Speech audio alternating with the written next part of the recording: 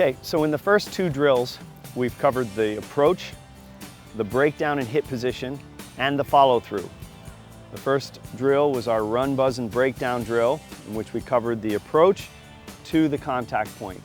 And then in our hip, rip, and wrap drill, we went contact point through follow through, okay? At this point, we're ready to begin getting our players accustomed to tackling live players without helmets and shoulder pads.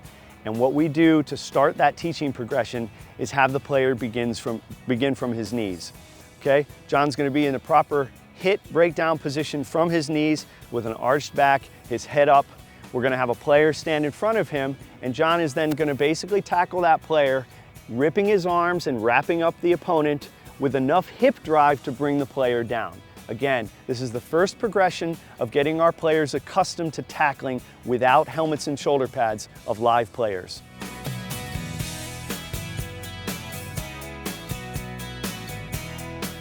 I think it's important to mention that using the word wrap these days is often criticized because players sometimes try to tackle by wrapping around the ball carrier, which can cause the head to drop down and expose the crown of the head and neck to injury.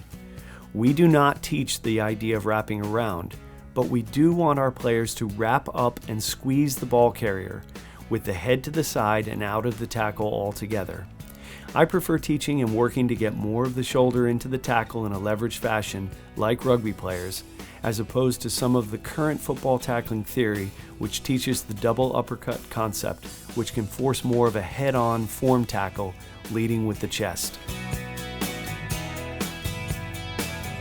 As you can see, we perform this drill from both sides, working both the left and right shoulder tackles. It is best to have players of similar size matched up for this drill, given that they are working from their knees. In subsequent drill videos, as we move through the teaching progression, you will see that our shoulder tackles may be low, high, or have a roll element for the takedown. For the purposes of this drill series, we will sometimes refer to these types of tackles as panther tackles, as we are the Miami Palmetto Panthers. But to reiterate, they are simply shoulder tackles made from a leveraged position, which may be low, high, or have a roll element to them. In our next drill, we will work against full-size dummy bags to practice our targeting, which is always away from the head.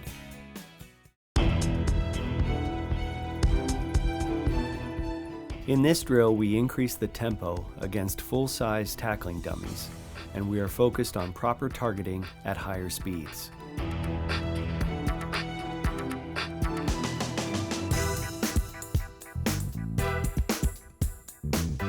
We want to hit the dummy bag with our shoulder, and the head should be up and to the side.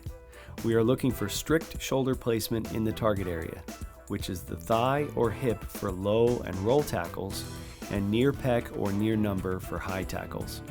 We want to see good hip explosion and the arms ripping, wrapping up, and squeezing the bag. There should be sufficient leg drive or roll to move or take down the dummy.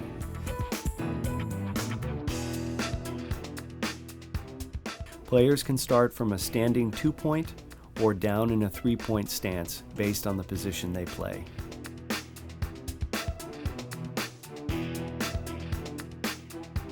As you can see, we have the players working from a leveraged position, and we work from both sides, practicing left and right shoulder tackles. We emphasize a strict target area being from the mid-thigh to top of the pec, always away from the neck and head of our opponent. We place easy-to-see colored tape to reinforce the required target areas for these types of shoulder or rugby-style tackles.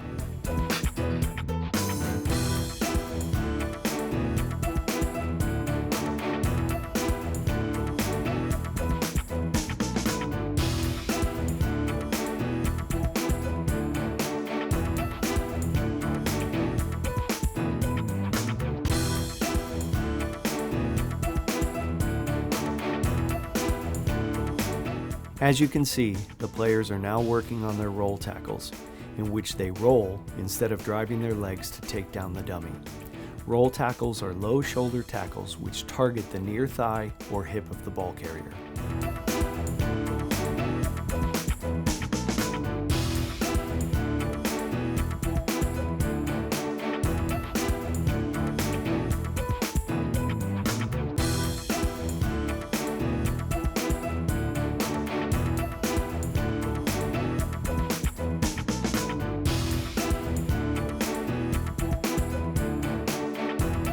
Now that we've drilled and reinforced a strict target area, we are ready to move the progression to live tackling without helmets and shoulder pads.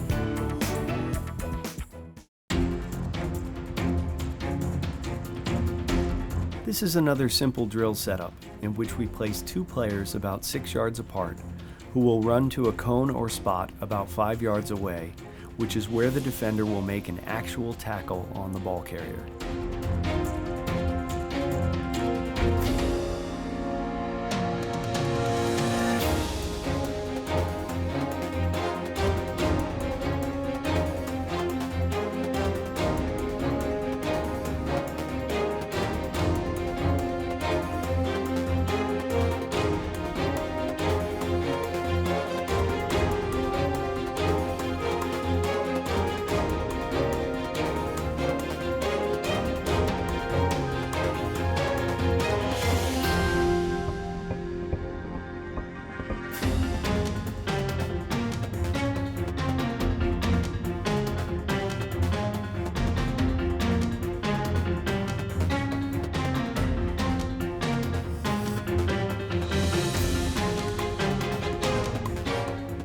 We work both sides to drill left and right shoulder tackles, and we can increase distances if we want to work more of the approach and tracking element. For smaller kids, less than 100 pounds, speeds can be increased to 3/4. And for larger players, say over 200 pounds, we believe 1/4 to half speed is best.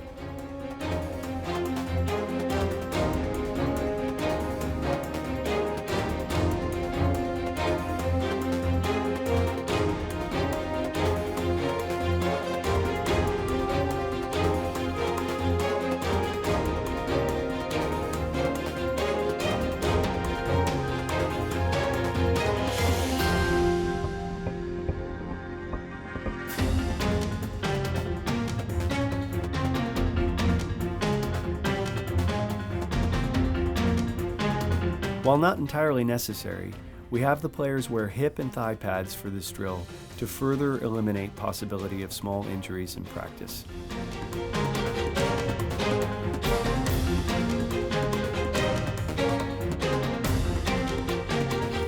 In our next drill, we will increase distances and add a cutback element as we continue to practice, drill, and condition our players to keep their heads out of the tackle by executing live tackles on moving players without helmets or shoulder pads.